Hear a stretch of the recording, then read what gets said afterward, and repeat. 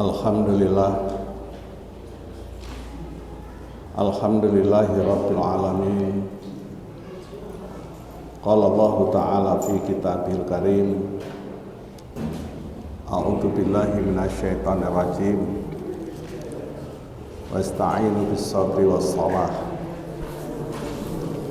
wa innaha laqabiratun illa alal khashi'un alladzina yadununa mulaqu rabbihim wa annahum ilaihi raji'un. Shadaqallahu azim. Ibu bapak yang dirahmati Allah Subhanahu wa taala, ada perintah Allah Subhanahu wa taala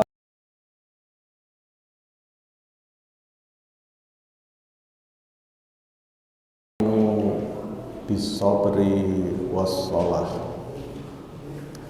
dan mohon tolonglah kamu sekalian bisabri wassalah, dengan sabar dan sholat. Kenapa orang disuruh minta tolong? Karena memang kemampuan orang itu terbatas, ilmunya sedikit, pengetahuannya sedikit, kemampuannya pun juga sedikit. Karena yang banyak pastilah Allah Subhanahu wa ta'ala. Dua hal direkomendasikan di dalam Al-Quran, bahwa ketika kita meminta tolong, itu rekomendasinya adalah bisabri wassalah, dengan sabar dan sholat. Banyak yang memaknai apa itu sabar. Ada yang mengatakan sabar itu adalah menahan. Ketika orang bisa menahan diri, maka orang itu adalah orang-orang yang sabar, menahan diri dari marah. Ketika orang menginginkan sesuatu tetapi dia tidak punya duit, lalu dia menahan diri untuk tidak berhutang, berarti dia sudah sabar untuk menahan diri tidak belanja karena uangnya tidak ada. Ya, nafsunya tidak diumbar. Ketika suaminya tidak kunjung pulang, tidak pulang-pulang, lalu si ibu-ibu itu di rumah diam saja, tidak berkata-kata. Itu artinya apa? Sedang menahan marah. Itu namanya sabar. Yang pertama, sabar itu artinya menahan. Ada pula yang memaknai sabar itu adalah melakukan sesuatu tanpa berputus asa. Ketika orang belajar lalu tidak bisa dalam sehari, dia panjangkan menjadi 10 hari. Kalau 10 hari masih belum bisa, dia tambah waktunya menjadi 1 bulan. Kalau 1 bulan tidak bisa, lalu dia tambah menjadi 1 tahun. Kalau 1 tahun tidak bisa, ya bertahun-tahun. Kalau bertahun-tahun sampai tidak bisa, ya belajar sampai mati. Itu namanya sabar. Kalau belajar sebentar lalu sudah tidak sanggup, itu namanya putus asa. Orang yang putus asa itu namanya tidak sabar. Sabar, ya. Wasta'inu bisabri wassalah, mentolonglah kamu sekalian dengan sabar dan salat. Sabar itu artinya ada usaha. Wassalah itu maknanya adalah doa, permohonan kepada Allah Subhanahu wa taala. As-shalah bimakna ad-doa. Salat itu maknanya adalah doa. Makanya isinya salat itu adalah doa demi doa. Setiap kita sebetulnya selalu mengumandangkan doa kepada Allah Subhanahu wa taala. Minimal 5 waktu dalam sehari, itu minimal. Kita berdoa kepada Allah Subhanahu wa Ta'ala. Bagaimana kalau kita tidak 5 waktu berdoa kepada Allah Subhanahu wa Ta'ala? Jawabannya, ya jangan-jangan tidak sholat. Kan 5 waktu itu mesti sholat kita. Wa innaha lakabiratun, sesungguhnya yang demikian itu, hadiah sholat itu lakabiratun, sungguh amat berat. Jadi orang sholat itu sebetulnya menurut Quran itu berat, illa alal khosyiin, kecuali atas orang-orang yang khusyuk. Orang-orang yang khusyuk. Orang-orang yang khusyuk itu bagaimana? Apakah orang yang sholatnya khusyuk itu lalu tidak dengar kalau dipanggil? Jawabnya enggak juga. Apakah kalau orang yang khusyuk itu lalu tidak terasa kalau dijiwit? Jawabannya tunggu dulu. Walaupun ada beberapa kisah, sebelum menjawab ada kisah untuk menjawabnya. Orang-orang khusyuk seperti Rasul sallallahu alaihi wasallam. Ketika Rasul sallallahu alaihi wasallam sholat, cucu tercintanya itu sering minta gendong. Andai kata tidak menyadari bahwa sedang gendong cucunya, niscaya cucunya terjatuh. Nyatanya ya tidak. Itu artinya bahwa orang yang sholatnya khusyuk bukan berarti orang yang kehilangan kesadaran. Kalau kehilangan kesadaran, lalu anaknya itu bagaimana? Nyatanya ketika Rasulullah SAW menjadi imam sholat, ada yang ramai di belakang ditegur oleh Rasulullah SAW. Itu artinya apa? Khusyuk tidak sama dengan semaput, pingsan, tidak sama. Itu Rasul. Lalu turun sedikit, ada sahabat Rasulullah SAW. Taruhlah Umar bin Khattab. Umar bin Khattab itu adalah khalifah. Umar bin Khattab itu termasuk orang-orang yang khusyuk di dalam sholatnya. Apa cirinya? Apa tandanya? Dan di mana kita bisa melihat? Ketika dia menjadi khalifah, lalu kehidupannya terancam. Kehidupannya terancam. Tetapi Umar bin Khattab itu sudah yakin bahwa dia ini mau berkorban apa saja demi rakyatnya. Pemimpin itu ternyata kayak gitu. Pemimpin itu siap berkorban demi yang dipimpin, apapun yang terjadi. Lalu apa yang terjadi?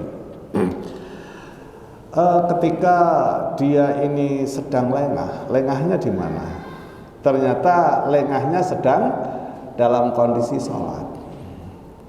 Umar bin Khattab itu diterkam oleh Abu Lu'lu', ditikam oleh Abu Lu'lu'. Dengan apa?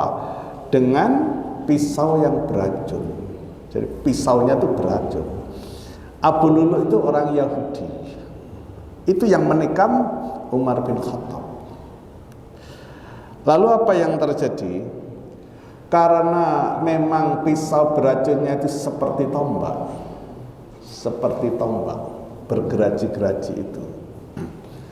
Lalu ketika mau dicabut, Umar bin Khattab itu tidak mau. Tunggu dulu. Apa yang terjadi? Nanti kalau saya sudah takbir Allahu Akbar, silahkan dicabut. Padahal itu hampir tembus di sini. Apa yang terjadi berikutnya? Umar bin Khattab melakukan sholat sunnah, lalu dicabutlah belati beracun itu yang bergerigi seperti tombak sampai dia tewas. Apakah dia tidak merasakan sakit?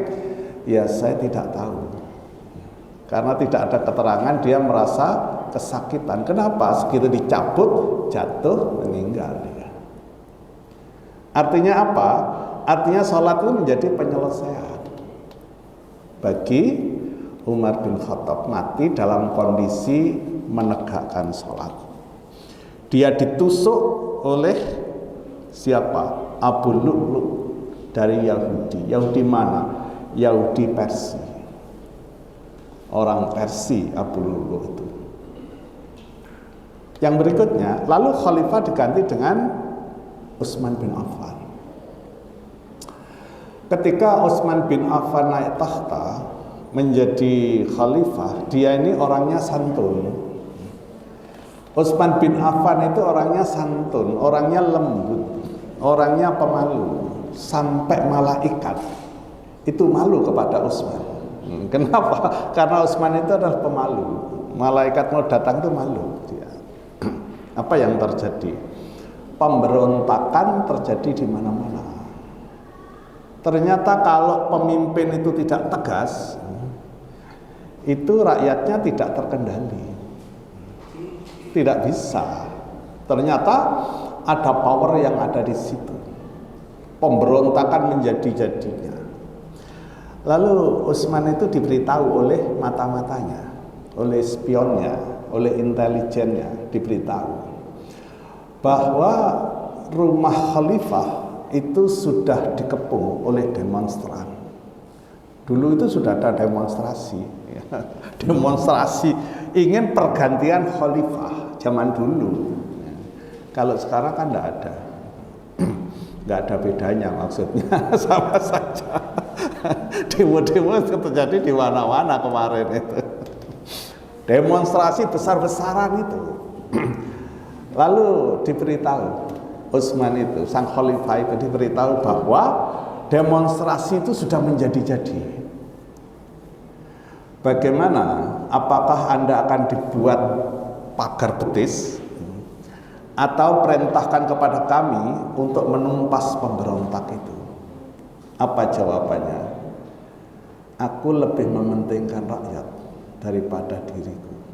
Katanya dia luar biasa itu. Apa yang terjadi? Ketika sudah siang hari, para pasukan itu menghadap kepada Utsman, ingin menumpas para pemberontak itu. Apa katanya Utsman? Utsman itu mengatakan, aku ini sedang puasa. Aku ini sedang puasa. Loh, pasukan yang ada ini menjadi kebingungan. Wong pasukan itu menceritakan bahwa pemberontak itu sudah masuk ke istana, akan mengambil alih, akan menyerang mereka. Kok jawabannya aku sedang puasa? Lalu hubungannya di mana? Apa katanya Utsman? Aku ini sedang puasa. Aku ini ketemu Rasul, nanti diajak berbuka bersama. Jauh. Utsman mengatakan begitu. Memang sahabat-sahabat itu banyak yang aneh. Aku ini ketemu Rasul, lalu aku diajak berbuka bersama. Padahal Rasulullah SAW sudah meninggal duluan. Apa yang terjadi? Tenang-tenang saja si Utsman itu. Ambil mushaf, ngaji dia. Ngaji. Siang hari itu ngaji terus gitu. Sampai dengan maghrib. Begitu maghrib masuk, ternyata apa? Pemberontak itu masuk dan membunuh Utsman bin Affan. Terbunuh dia. Dan ternyata begitu terbunuh, adzan maghrib dikumandangkan. Dalam kondisi puasa, dia ini berbuka bersama Rasulullah SAW. Yang menjadi ngeri, kok tahu ya kalau mau mati. Matinya itu kok tahu. Kenapa? Karena hatinya bersih. Karena kepercayaannya tinggi. Lebih aneh lagi siapa? Ali bin Abi Thalib. Ali bin Abi Thalib itu sedang digadang-gadang untuk dibunuh oleh orang-orang Khawarij. Yang membunuh namanya Abdurrahman, namanya Abdurrahman Khawarij bil Muljam. Abdurrahman bil Muljam itu adalah orang yang membunuh Sayyidina Ali. Apa yang terjadi? Sayyidina Ali ketika kena tombak, ketika dibunuh, itu pertama kali yang terkena itu kakinya. Waktu sholat itu kena itu kakinya. Nah, tombak dia ini. Apa yang terjadi? Apakah Sayyidina Ali marah-marah? Jawabnya tidak. ditahan oleh dia karena dia sedang melakukan sholat.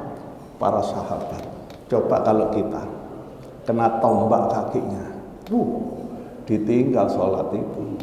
Jangankan kena tombak, begitu sholat diciumlah ada sesuatu yang terbakar dari kompornya, sholatnya ditinggal. Kebakaran itu. Kompornya gurung dipateni. Kalau lihat gitu, kayaknya kekhusyuan sholat kita itu masih dalam tanda tanya besar kayaknya. Kita ini jangan gitu. Orang kita sedang sholat itu yang mikirin macam-macam, kadang-kadang tidak karu-karuan. Di mana kuncinya? Keimanan. Di mana kuncinya? Pemahaman. Di mana kuncinya? Keyakinan dzon kita kepada Allah Subhanahu wa taala. Apa setelah itu? Sahabat menanyakan kepada Sayyidina Ali, Anda sedang kena tombak, kakinya sudah terluka, bagaimana kalau kita sudahi saja mereka? Jawabannya apa? Enggak, aku itu tidak akan mati kalau tidak kena kepalaku, katanya gitu. Katanya kalau kata Rasulullah SAW, aku ini nanti matinya kalau kena tembak kepalaku. Kalau kepalaku yang kena panah, itu aku mati. Sekarang yang kena kan cuma kaki, jadi aku tidak mati, katanya dia. Apa yang terjadi berikutnya? Nah, akhirnya dia melanjutkan sholat itu. Setelah dia melanjutkan sholat, lalu tertembaklah kepalanya, lalu meninggallah si Sayyidina Ali. Itu artinya apa? Sholat mereka itu adalah contoh sholat yang khusyuk dari para sahabat Rasulullah SAW. Ibu bapak yang dirahmati Allah Subhanahu wa taala, kenapa itu yang diceritakan? Karena memang tema kita adalah menyempurnakan sholat kita. Dalam bidikannya adalah khusyuk dan rukuk kita, dua saja, khusyuk dan rukuk. Apa itu khusyuk? Dan bagaimana kita menjadi khusyuk?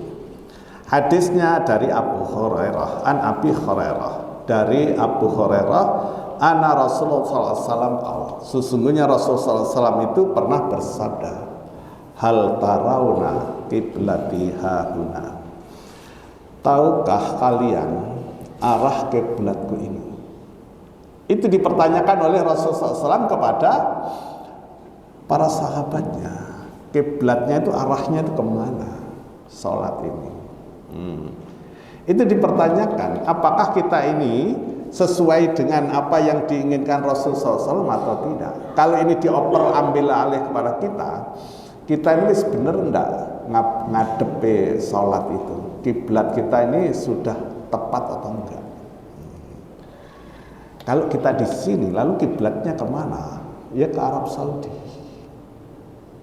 Kalau Arab Saudi, daerah Arab, kiblatnya di mana? Ya ke Mekah. Kalau orangnya di Mekah, kiblatnya di mana? Ke Masjidil Haram. Kalau ada di Masjidil Haram, kemana kiblatnya? Nah, kiblatnya pasti ke Ka'bah. Itu dipertanyakan. Artinya urutan seperti itu menjadi penting. Fawallu, maka palingkanlah oleh kamu sekalian wajah kalian ila syatrah, kepada arahnya. Fawallah, demi Allah, apa katanya? Ma yakhfa alayya, tidak ada yang tersembunyi atasku.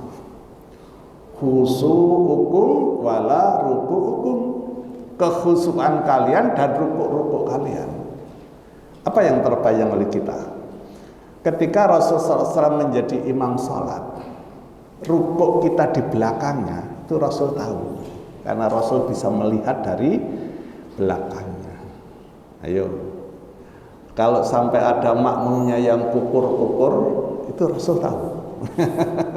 Kalau sampai ada makmumnya yang tolah-toleh, itu Rasul tahu. Makanya ditegur oleh Rasul SAW. Dua yang menarik, rukuk dan khusyuknya, itu menjadi penting. Disebut pertama adalah khusyuk. Kenapa khusyuk itu mesti disempurnakan oleh kita? Menjadi bahasan inti dari hadis ini. Karena khusyuk itu inti dari keberuntungan.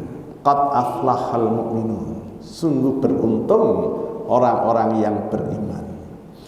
Alladzina hum fi salatihim khashi'un, yaitu orang-orang yang khusyuk di dalam salat-salat mereka. Khusyuk di dalam salat-salat mereka. Makanya ayat pertama yang kita baca tadi, wasta'inu bis-sabri was-shalah. Wa innaha lakabiratun illa alal khashin. Nah, kalau begitu, bagaimana cara kita khusyuk sehingga kita menjadi orang yang beruntung? Alladzina yadununa mulaku rabbihim wa annahum ilahi rajiun. Orang-orang yang berprasangka, orang-orang yang menduga bahwa dia bertemu dengan Tuhan mereka. Dan orang-orang yang berprasangka bahwa dia akan kembali kepada mereka. Jadi kalau begitu khusyuk itu adalah dia ini berprasangka bahwa dia sedang berkomunikasi dengan Allah Subhanahu wa taala, menduga, don. Yadunnuna, mereka menduga, mereka menyangka mulaqu rabbihim, dia sedang berhubungan dengan Tuhan mereka. Sehingga ketika membaca suratul Fatihah berdialog sama Allah Subhanahu wa taala. Kalau kita mau searching, mencari-cari di medsos itu, lihat saat hamba berkomunikasi dengan Allah Subhanahu wa taala, nanti apa yang muncul?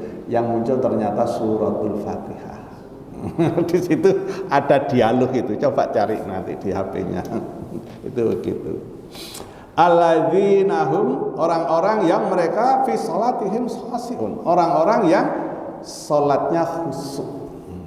Nah, pertanyaan yang muncul adalah bagaimana upaya kita supaya salat kita adalah khusyuk? Yang pertama, harus dilakukan menghadirkan Allah Subhanahu wa taala di dalam salat kita. Yadununa mulaqu rabbihim. Dia menduga bahwa dia sedang bertemu Tuhan mereka. Dia menduga bahwa dia sedang berkomunikasi dengan Allah Subhanahu wa taala. Tidak main-main itu ya. Menghadirkan Allah Subhanahu wa taala. Yang terjadi wa ma qadarullaha haqqa qadrihi. Tidak mengagungkan Allah Subhanahu wa taala dengan pengagungan yang benar. Itu yang sering terjadi. Kenapa? Berkaitan dengan pemahaman.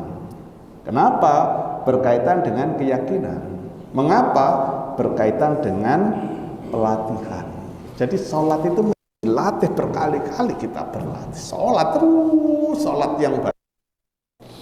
Makanya salafus soleh itu sholatnya sampai beratus-ratus rakaat. Ya, Imam Ahmad itu ketika dia sudah sakit ditanya, sakit dihukum itu sakit. Berapa sholatnya? 150 rakaat. Itu dalam kondisi sakit. Kalau sehat berapa? Kalau kita bagaimana? Sekedar qobliyah sudah tidak sempat. Jangankan 100 rakaat. Jauh sekali kita ya, Ibu Bapak yang dirahmati Allah Subhanahu wa taala. Pengagungannya luar biasa, menghadirkan luar biasa. Itulah kenapa Umar bin Khattab yang orang yang setegas itu, ketika dia berdiri menghadap Allah Subhanahu wa taala berdiri salat, itu air matanya tidak terbendung. Jadi para sahabat itu salat itu sering menangis. Kenapa ditanya kok menangis? Karena sedang berhadapan dengan yang maha segalanya. Sampai ada yang tidak bernyali untuk menjadi imam. Siapa? Abu Bakar As-Siddiq. Abu Bakar As-Siddiq itu kalau membaca Quran, dia ini mencucurkan air mata. Begitu mulai membaca Quran, lalu mencucurkan air mata. Ketika dia akan disuruh menjadi imam sholat, ditunjuk oleh Rasulullah SAW, Aisyah usul, loh kok bapakku, katanya, kok bapakku tuh maca Quran nangis, nanti jamaahnya gimana coba? Coba kayak gitu. Kenapa kok menangis kalau maca Quran? Ngerti sing diwaca. Kan gampang jawabannya. Kenapa ada orang Quran maca Quran itu kok sampai menangis, ngerti apa yang dibaca itu loh, ngerti dia ini. Kenapa? Abu Bakar itu orang Arab, mulai dulu ngomong Arab sejak kecil. Dia orang Arab, ngomong nih setiap hari bahasa Arab, sing diwaca tulisan Arab. Ayo, mengerti enggak? Mengerti. Tapi macane gak banter-banter. Coba renungkan. Orang Arab tiap hari ngomong Arab, sing diucapkan Arab, tapi ndak banter-banter. Bandingkan wong Jawa, bendino ngomong Jawa, maca Quran cepet setengah mati. Coba bedanya. Tidak begitu. Kenapa kok cepet? Gak direnungkan, tidak menghadirkan Allah Subhanahu wa taala. Yang kedua, apa yang tertuju?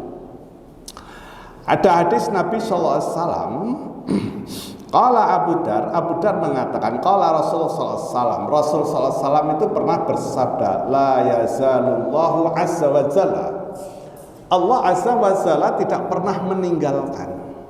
Ya. Allah Subhanahu wa taala selalu menghadap, selalu melihat, muqbilan ala abdi. Selalu dia ini Allah Subhanahu wa taala, bukan dia, Allah Subhanahu wa taala menyimak, muqbilan menghadap, muqbilan menyaksikan. Siapa yang disaksikan? Hamba yang sedang sholat.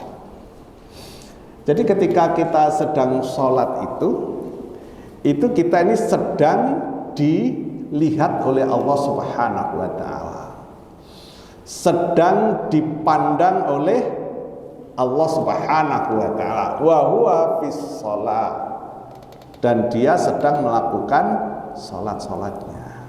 Nah, ketika itu malam, selama dia tidak yaltafit, selama dia tidak tolah-toleh. Jadi kalau gitu, orang kalau kita sholatnya konsentrasi menghadap kepada tempat sujud kita, Allah Subhanahu wa taala melihat kita. Selama kita tidak tolah-toleh. Insarafa anhu, kalau dia ini menoleh, Allah Subhanahu wa taala berpaling dari kita. Apa yang perlu kita lihat? Itu apa yang dirahmati Allah Subhanahu wa taala, bahwa ketika kita sholat dan sholatnya ada di sini, maka pandangan kita supaya khusyuk, hadis ini merekomendasikan pandangan kita ke arah sujud kita. Pandangannya ke tempat sujud kita, bukan tolah-toleh. Kalau pandangannya ke sujud kita, maka Allah Subhanahu wa taala memandang kita. Kalau kita sampai tolah-toleh, Allah Subhanahu wa taala meninggalkan kita. Kalau Allah sudah meninggalkan kita, maka ada yang datang di samping kita. Jawabannya siapa? Setan. Yang datang itu setan yang menggoda. Itu yang begitu. Itu apa? Yang dirahmati Allah Subhanahu wa taala. Itu salat di sini. Salat di sini. Bagaimana kalau salatnya di Masjidil Haram? Ayo. Apakah kalau salatnya di Masjidil Haram juga melihat tempat sujud kita? Jawabannya tidak. Yang diciptakan apa? Yang dilihat apa? Yang dilihat adalah Baitullah. Kenapa yang dilihat Baitullah? Di Baitullah itu ada rahmatnya Allah Subhanahu wa taala. Begitu memandang Baitullah, dia memberikan balikan kepada musallin, orang-orang yang salat itu. Makanya harus dilihat kita. Kalau pergi ke Baitullah, ke Mekah, masuk ke Masjidil Haram, sholat di sana, tidak melihat tempat sujud kita. Yang dilihat adalah Ka'bah itu. Kalau di luar itu, yang dilihat adalah tempat sujud kita. Kenapa? Karena di situ ada Baitullah, rumahnya Allah Subhanahu wa taala, rumah rahmatnya Allah Subhanahu wa taala. Nah, ini mesti dipelajari oleh kita. Yang pertama menghadirkan Allah Subhanahu wa taala, yang kedua hati-hati di dalam pandangan. Pandangan kita tertuju kepada tempat sujud. Jangan toleh-toleh kemana-mana. Yang ketiga, apa yang perlu kita lihat supaya konsentrasi, supaya khusyuk di dalam sholat kita? Afala yatadabbarunal Qur'ana, maka tidakkah kalian menyimak Quran? Tidakkah kalian memperhatikan apa yang kalian baca? Ya, salah satu indikator yang ketiga, bagaimana supaya khusyuk, pilih ayat-ayat yang berkesan pada kita. Pilih ayat-ayat yang difahami oleh kita. Kalau kita ini yang mengesankan adalah suratul Ikhlas, baca surat Al-Ikhlas. Kalau yang kita kesan di dalam kita ini menarik adalah surat Ar-Rahman, baca surat Ar-Rahman. Itu akan mengarahkan kepada kekhusyukan kita. Bagaimana Pak Ustadz yang berkesan surat Al-Baqarah, baca surat Al-Baqarah 1 jam tidak selesai. Salah. Ya, usahakan adalah apa yang kita pahami, apa yang kita tahu, apa yang berkesan di hati kita, itu yang kita baca, dan kita bisa bertadabbur di Quran di situ. Kenapa begitu? Surat Tuhan mengatakan aqimis shalah li zikri. Tegakkan salat untuk berzikir kepada Allah Subhanahu wa taala, untuk mengingat Allah Subhanahu wa taala, bacaan-bacaan itu. Yang keempat, apa yang kita lakukan? Yang kita lakukan bahwa ketika kita sholat, kita yakinkan pada diri kita bahwa ini adalah sholat yang terakhir kita. Bahwa ini adalah sholat yang terakhir kita. Idza kuntum fi sholatik, jika kamu sedang menegakkan sholat-sholatmu, fasholli sholatan muwaddi'in, maka sholatlah kamu sekalian seolah-olah itu adalah sholat yang berpisah, sholat yang terakhir. Nah, itu diyakini oleh kita. Karena sholat itu diyakini menjadi sholat yang terakhir, maka ya akhir-akhiran kita pengen menjadi orang yang husnul khatimah. Kapan husnul khatimah itu diucapkan? Sebelum orangnya mati. Husnu itu artinya baik, khatimah itu artinya penutupan. Artinya apa? Husnul khatimah, baik di akhirnya, baik ketika mati. Lah kalau semoga baik sampai nanti matinya itu mati dalam kondisi baik, itu ucapannya ketika hidup. Kalau dia sudah mati dikatakan semoga husnul khatimah, nah, sudah mati loh, mau sampai mati lagi.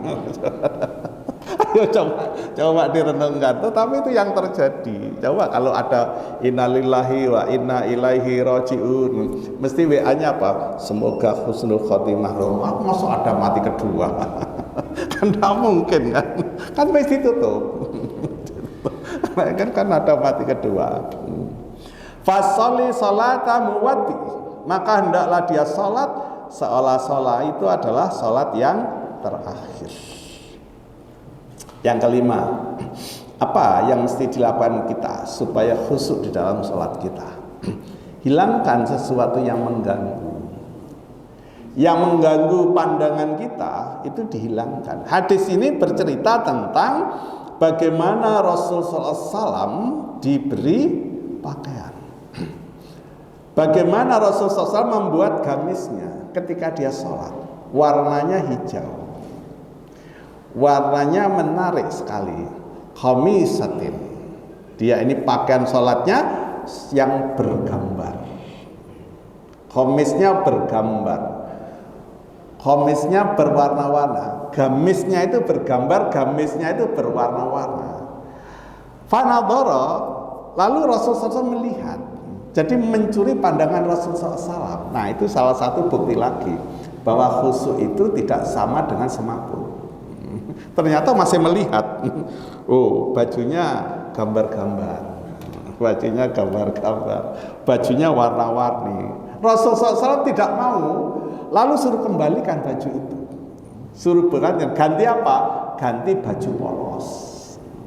Kenapa? Karena dianggap mengganggu. Bagaimana Pak Ustadz kalau sholatnya pakai kaos kutang? Dan itu tidak terganggu. Coba bagaimana? Ya enggak tahu, enggak jawab. Rasulullah SAW tidak mau. Falama insarafa qala, maka ketika dia selesai, Rasulullah SAW bersabda, idhabu, pergilah kamu sekalian, bawa baju ini kepada Abu Jahal, kasihkan, karena ini berwarna-warna, ganti dengan yang polos. Kenapa? Karena dia mengganggu. Oke. Ibu Bapak yang dirahmati Allah Subhanahu wa taala, itu adalah 5 tips bagaimana sholat itu bisa menjadi khusyuk. Tentu kita berusaha, dan jangan menuduh yang bicara itu sudah khusyuk. Jawabannya sama saja, kita berusaha. Walaupun saya sering kemana-mana juga ya. Ya, Pak Ustadz juga manusia. Itu saja. Pak Ustadz ini juga manusia, sama saja. Nanti kalau saya mengatakan saya ini sholatnya udah khusyuk, bohong gitu. Bohong gitu, enggak. Sama saja kita berusaha. Yang berikutnya Allah Subhanahu wa taala, atimur ruku'a was sujudah. Perintahkan kepada kita, atimur ruku'a was sujudah. Sempurnakan oleh kamu sekalian rukuk dan sujud. Rukuknya disuruh sempurnakan, sujudnya disuruh sempurnakan. Kenapa rukuk itu disebut? Rukuk itu bagian penghormatan. Ketika orang itu menunduk, merukuk, menundukkan dirinya, itu artinya dia ini sedang hormat. Siapa yang dihormati? Allah Subhanahu wa ta'ala. Kenapa hormatnya dengan rukuk? Loh, di awal tadi kan sudah dikatakan, ketika kita sedang sholat, Allah menghadap kepada kita, Allah melihat kita, maka kita hormat. Ketika kita toleh-toleh, ditinggal sama Allah Subhanahu wa ta'ala. Nah, itu artinya bahwa ketika kita rukuk, kita sedang mengagungkan Allah Subhanahu wa ta'ala. Kita sedang memasrahkan diri kita kepada Allah Subhanahu wa ta'ala. Rasul sallallahu alaihi wasallam nyatanya melihat, inilah arakum, sesungguhnya aku melihat kalian, mimba ditari, dari belakang ini, dari belakang punggungku ini aku bisa melihat kalian. Ya, apabila kalian rukuk, apabila kalian sujud, itu dilihat oleh Rasulullah SAW. Ya. Pak Ustadz, apa perlu disiasati? Bagaimana mensiasatinya? Di dekatnya imam dipasang kaca yang besar-besar, sehingga imamnya bisa melihat. Jawabannya ndak usah. Nanti imamnya itu ngurusi kocok itu. Ngurusi kocok, kan ngurusi konsentrasi sholat. Ya biar kayak Rasul. Nanti jangan-jangan berkeyakinan supaya itiba'u Rasul. Rasul bisa melihat makmumnya, kasih kaca di situ. Akhirnya delok kocok. Ibu Bapak yang dirahmati Allah Subhanahu wa ta'ala, gak usah. Itu berkaitan dengan ruku. Apa yang terjadi ketika ruku itu? Pertanyaannya adalah mana yang harus dilakukan oleh kita? Ruku lurus dulu baru berdoa, membaca doanya, atau sambil bergerak sambil berdoa? Jawabannya apa yang terjadi? Tuntunannya adalah berrukuk dulu sampai lurus baru membaca doa. Ya, doanya bagaimana? Macam-macam. Ada yang membaca subhanakallahumma wa bihamdika allahumma firli. Ada yang membaca subhana rabbil azim, subhana rabbiyal a'la. Kalau ini macam-macam doanya itu, berbagai macam. Ada hadisnya. Tidak perlu tukaran di situ. Yang tukaran itu ternyata yang golongannya tidak banyak membaca. Ya, apa yang terjadi? Rukuknya itu mesti lurus rukuknya itu. Itu bagian dari kesempurnaan. Bagaimana kalau Loroboyo? Kemarin saya cerita itu ada orang yang tanya begini, Pak Ustadz, saya ini sholatnya sambil duduk. Kalau disuruh rukuk sambil lurus, itu tidak bisa bagaimana? Ya itu namanya pengecualian. Itu namanya ada ilatnya. Apa ilatnya? Sakit. Apalagi kalau sudah tua. Orang tua itu sama seperti kalau misalkan orang itu kalau mau sujud dengkuli dhisik apa tangannya dulu. Ayo coba. Lihat dulu orangnya masih muda atau sudah tua. Kalau masih muda dengkuli dhisik iso. Tapi kalau orang tua angel. Karena orang tua itu tidak seperti orang muda. Ibu bapak yang dirahmati Allah Subhanahu wa taala. Berkaitan dengan ruku itu ada hadis Nabi sallallahu alaihi wasallam yang melarang kita menjadi pencuri. Tuh, coba. Ada hadis mengatakan, apa katanya? Aswa'un nasi sariqah. Apa? Pencuri yang paling jelek, pencuri yang paling buruk di antara manusia. Alladzi, yaitu yang yasriku salatahu, yang mencuri di dalam sholatnya. Ternyata pencuri itu bukan hanya di pasar, di dalam masjid pun itu banyak pencurinya. Kenapa? Di dalam masjid tempatnya orang sholat. Sejelek-jelek pencuri itu adalah mencuri ketika sholat. Coba mencuri ketika sholat. Mencuri itu sudah jelek, tapi ada yang paling jelek. Apa? Mencuri ketika sholat. Kalau ya Rasulullah, para sahabat mengatakan, wahai Rasulullah, kaifa yasriku salatahu, bagaimana dia ini mencuri di dalam sholatnya? Kala Nabi SAW mengatakan, apa kata Nabi? La yutimmu ruku'aha wala sujudaha. Orang yang tidak menyempurnakan rukuknya dan tidak menyempurnakan sujudnya itu dianggap sebagai pencuri. Ayo Bapak, kalau sudah ngaji hadis ini mau lari-larian sholat silahkan. Kalau pengen dituduh sebagai, nah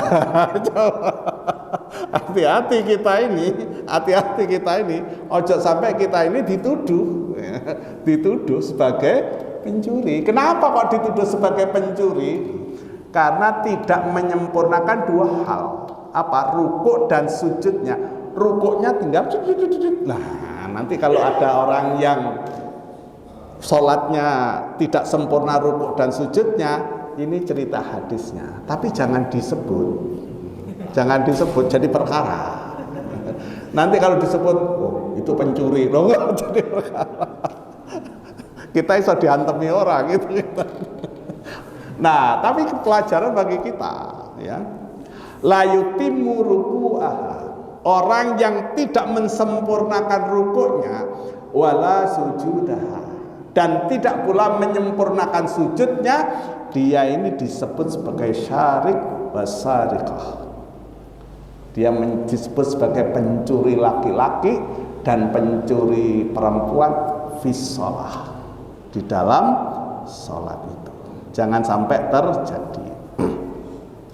Punggungnya mesti lurus, ya, di dalam sholat itu.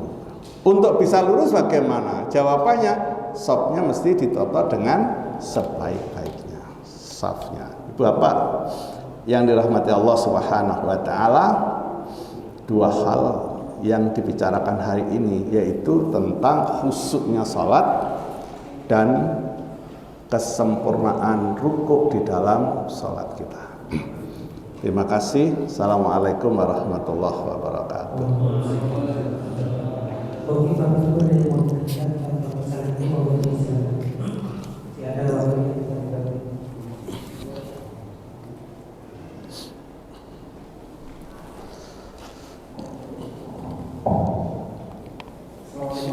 Waalaikumsalam warahmatullahi wabarakatuh. Tapi bagus sekali materi. Kemudian Ustaz, ketika tadi menyempurnakan ruku itu kan yang lurus punggungnya. Kemudian ada orang itu yang sholatnya itu lututnya ini enggak pas lurus, tapi yang dibengkokkan, kayak orang jengking, kayak anjing gitu. Akhirnya kan biasanya kalau tangan lutut itu lututnya harus lurus. Tapi ini kok ada lututnya itu masih bengkok gitu. Apakah mungkin karena sakit lutut atau gimana? Apakah itu termasuk kesempurnaan sholat? Jadi yang lurus itu apa punggungnya termasuk ke kaki ini? Gitu aja mungkin sebentar. Ya, salam warahmatullah. Mana yang lurus? Yang lurus itu punggungnya atau kakinya? Yang pertama, jawaban yang paling simpel, yang lurus adalah punggungnya. Lalu bagaimana kalau kakinya? Kakinya ternyata seperti orang jongkok.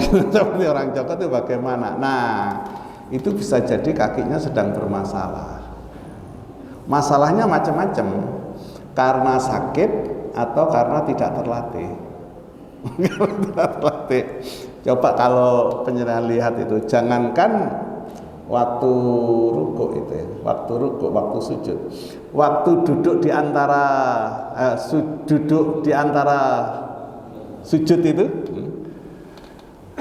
itu macam-macam orang itu duduk. Ada yang dua-duanya ngadeg gini, ada yang kepleh kayak gini nih.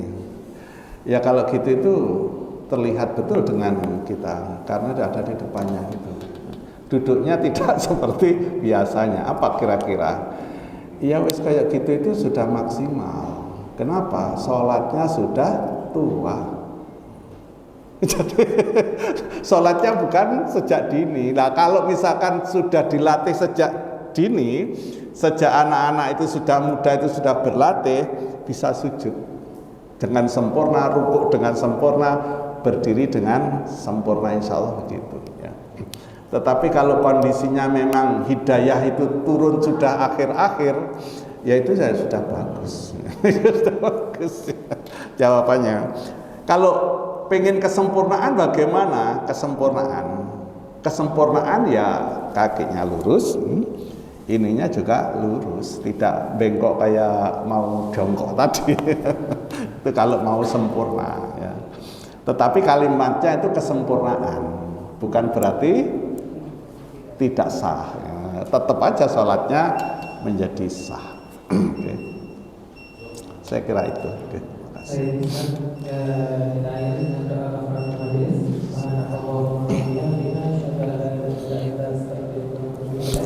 Assalamualaikum warahmatullahi wabarakatuh.